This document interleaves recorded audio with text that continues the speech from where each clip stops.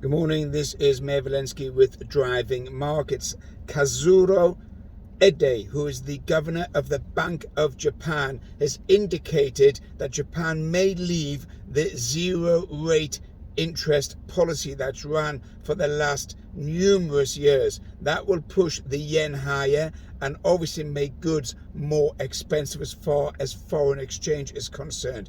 Interesting development that is, because this could be the first time that Japan actually looks at expanding its overall economy and has concerns about inflation. Talking about inflation, this week in the US, you've got CPI, Consumer Price Index, you've got PPI, Producer Price Index, two main measures of inflation. Remember, they are laggers. They are historical numbers from the previous month, but we're expecting a tick up in both those numbers at the retail side and at the manufacturing side. Why is that?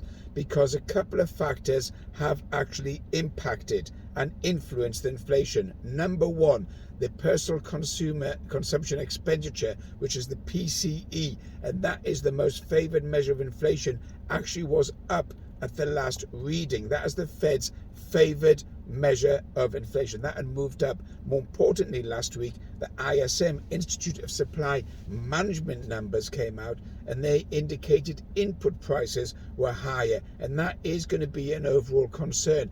In addition to that, you've got a tight labor market. We're still not seeing significant unemployment. We've seen a rise in the percentage of unemployment, but not significant unemployment, and that also is going to impact inflation. The cost of housing and the cost of accommodation and the cost of rents is still all-time highs and looks like it's not yet peaked, even though there are indicators there that it looks like it's going to be trending down. So put all of those into the equation, including the price of gas, or petrol as you call it in the UK, and gas in the States. The price of oil has gone above $90 a barrel on Brent.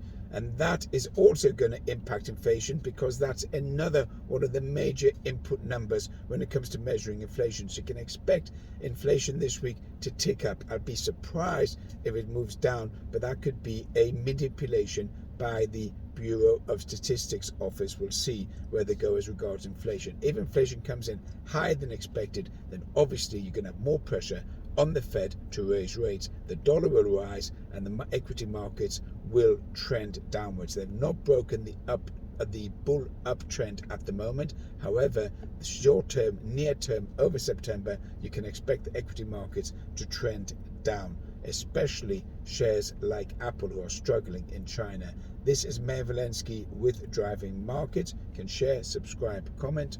Have a good day.